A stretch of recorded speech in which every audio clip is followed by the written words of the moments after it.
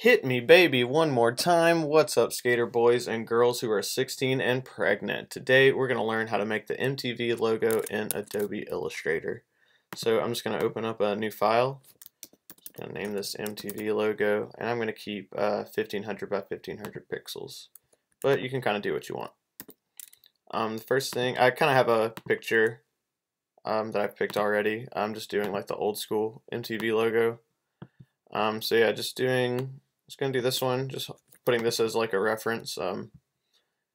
Yeah, I'm just gonna like lock it. So I'm just gonna go to the layers panel, double click to name it whatever you want, and I'm just gonna click here to lock it. So I can just keep it. And make a new layer on top of that. We'll just name that one M since that's what we're gonna be making first.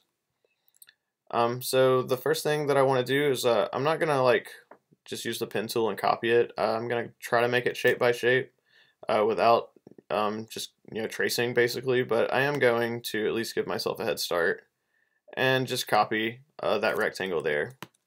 I'm gonna pull it here, and I want it to be this orange color. So I'm gonna go to the eyedropper tool, and I'm just gonna highlight that, click it just so it looks yeah, so it takes on that color. And now I'm just gonna make a copy of this shape for the other side of the M. So holding the Option key, you'll see this double icon. That's to make a copy. Click and drag, and yeah, just so you can keep it parallel, hold Shift, and yeah, now I can't like kind of get it off of the, they'll be parallel to each other now, so you'll keep that consistency. That looks to be a good distance. Yeah, it looks good. So I'm just gonna center these up now. So I'm just gonna highlight both of them. I'm gonna Command G because I want them. I want this whole shape centered, not each shape to be centered. And then I'm just gonna use these align buttons up here just to align it horizontally and align it vertically. Cool. So I have those where I want. So now, now it's just pretty much just two triangle shapes to make the cutout for the top, and then make that for the bottom. So all I'm gonna do is just go to the polygon tool. I'm gonna click and drag, and you'll see that's too many points to be a triangle. So just hit the arrow key down until you just have a triangle there. And yeah, I'm just gonna click there. It's going the wrong direction, so what I want to do is click, and you'll see the transform like anchors. So just go to the outside till you see that curved icon, click and just curve it, and so you get it exact. Again, just hold Shift. Just gonna pull this down to about where I need it, and you'll see that this triangle is like much more mellow, I suppose. So the way I'm going to mellow out this triangle is I'm going to hit A to go to the direct select. I'm going to click this bottom point, and I'm just going to shift up a couple of times just until that shape mellows out a little bit. And that looks pretty cool. So now I'm just going to copy that same shape and bring it to the top. So holding Option, let's go to my actual selection tool. So holding Option, you'll see that double icon again. Click and drag up, again just hold Shift. And I need it to the very top, so what I'm going to do is highlight both of these, and then I'm going to click this shape again, so that's the key object now. And then I'm just going to go and hit this button, Align Vertical Top. Zooming in, that looks pretty good. A couple of things that we can fix later, but I think that looks fine for now. Now we just need to join these two shapes, but we need this kind of cut out first. So what I'm going to do is I'm going to hit C to go to the scissors tool, and I'm just going to snip both of those top points, and I'm just going to take that line out. So now we have just this shape, and if you turn on the stroke, you'll see that it doesn't have its top anymore. Still a couple of things, that needs to come in a couple of pixels, so let's go ahead and do that. we're just going to hit A and get that point and just bring it in until, yeah, it just kind of closes it up. It doesn't have to be perfect. We're going to fix that a little bit more later. But yeah, now we just need to, oops, I didn't mean to draw that point. We just need to do the same thing to this. Well, actually, just delete that shape. Who cares? We're just going to take this shape and we're going to click and make a copy down again. Yeah. Somewhere around there. That looks pretty good. Okay. And yeah, we just want to bring these two shapes into one and yeah, connect them. So the way we're going to do that is I'm just going to hit P on the keyboard to go to the pencil. I'm just going to click this outside point here, and I'm just going to go down until I get to about where that point is, and you'll see that other icon. Just click in there, and you'll see that they're joined now. And I'm going to do the same thing to the other side. Just use the pencil and click and join them. And it's still a stroke, so again, just hit the eyedropper tool and click your shape. And that looks about like what we want. Actually, it could be a little bit mellower, but now that we have the shapes, we can adjust that easily too. So holding the direct select, I'm just going to click and drag down just so it hits those center points. And yeah, we just want those two. And just kind of move them up. And they'll move up in proportion. And yeah, you can even, say I want, which I do, I want this to come down. You can just select those 3 points and kind of edit your shape. Yeah, just like that until you get just the exact proportion that you want. Now that I am pretty happy with that, I'm going to merge all these shapes together. So I'm just going to highlight all of them. And actually, before I do that, I'm going to make a copy just in case. So I'm going to highlight all of them. And yeah, I just want to go to Pathfinder and hit Unite. And I don't want to see a bunch of extra anchor points, especially here. I see a double one there, so I'm just gonna hit the minus key on my keyboard and just take care of that. Nice. I don't see too many other ones, but yeah, a little bit of noise, yeah, just fixing it up like that will help you at the end.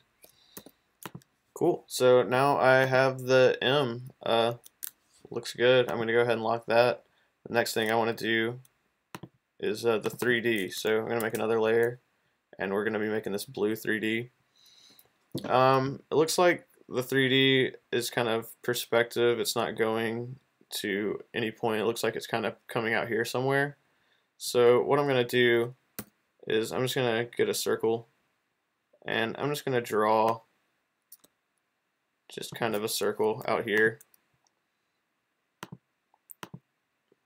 Maybe even a little, actually I'm going to turn it black because I'm going to go in here just a little bit further. And yeah, I don't need this reference for now, so I'm just going to turn that off. And yeah, I just aligned it to the center of the artboard there. And yeah, I'm just going to pretty much just use that as a guide. So what I'm going to do now is get the pencil again. And I'm going to click outside of that corner, go to the center of the circle, then go to that corner, then come to the top. So now I have what would be just the full 3D like triangle. So what I'm going to do now is I just want to cut till about that point. So I'm just going to take the rectangle tool and just draw just kind of about to where I want. Then I'm going to highlight them both, and then I'm going to go to the Pathfinder panel and hit minus front. And yeah, that's about what I'm looking for. So I'm just going to do this with the other points as well, just clicking to the bottom, making a triangle, then go into the rectangle tool, drawing, need to go about there, and then minus the front. I realized the mistake I've made is having the 3D layer on top, so I'm just going to pull that under. There we go. And now I'm just going to do it with the bottom here. Making a triangle. getting the rectangle tool, pulling it. I'm going to pull it past this point just so you can see like both 3Ds. That may be a little too much. Looks good. And yeah, the last one, pull it like that.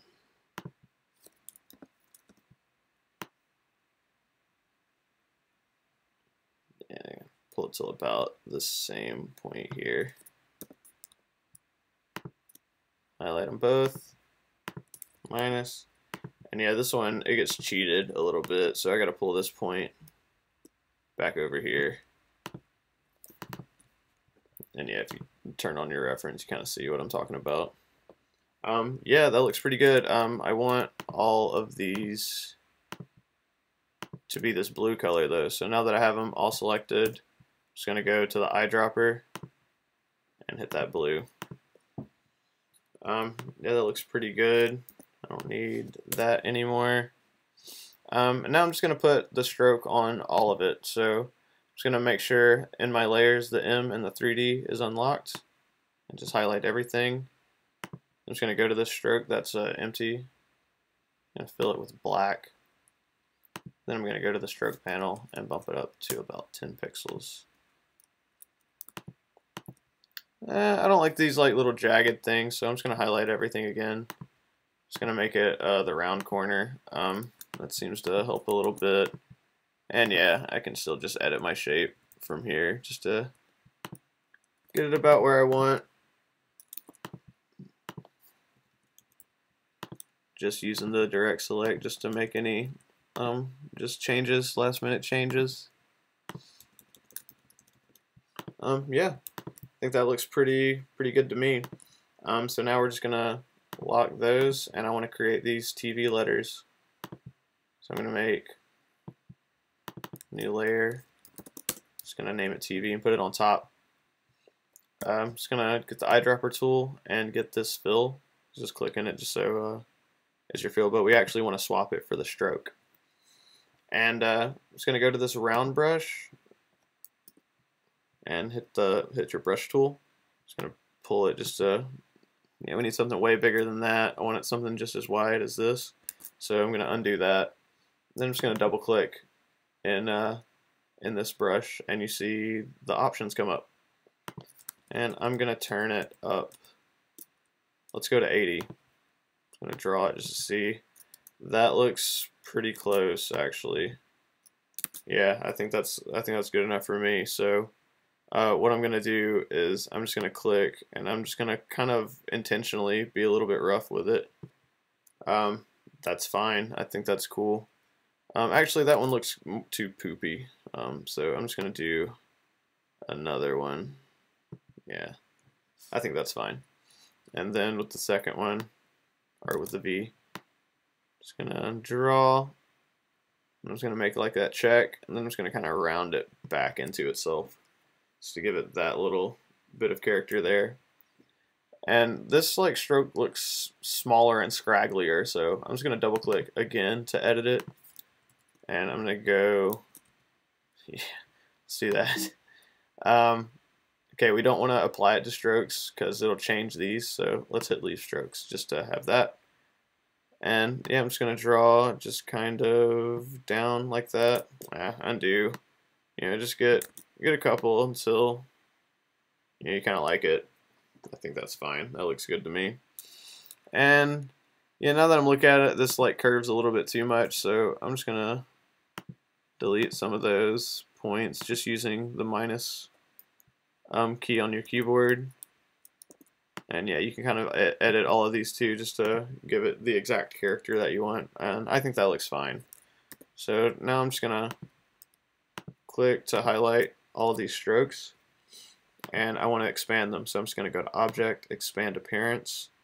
You'll see that they're still separate, even though they outline the shape. So I'm just gonna go to Pathfinder and unite them. And yeah, we just want to add that same black stroke. So strokes highlighted here. Let's hit black. Let's turn it to 10, just like the letters or the M was turned. And yeah, that's pretty much it. We can create these music television letters pretty easily. if you have a font called Knockout. I think that one looks the closest. Not that one. This is a big font family, so it's great for like movie posters or flyers or anything like that. Because yeah, it's just a nice, clean, bold font. But yeah, if you don't have this, honestly, I think Impact would work fine if you just kind of you know, messed with the characters a little bit, you know, squished them or stretched them, however you needed. So yeah, that's about it. I'm gonna show another trick. Just the MTV used to do a lot of cool like variations to their logo, so I thought, yeah, this would be a fun one to do it with. Just unlock all the layers so you can play around. I'm just gonna click this orange, make sure the fill is selected, and yeah, I'm just gonna go to the swatch panel and I'm gonna open up just some fun patterns and stuff. If you go to Open Swatch Library and Patterns, I'm going to go to Nature and Animal Skins. This is always has a couple of fun ones.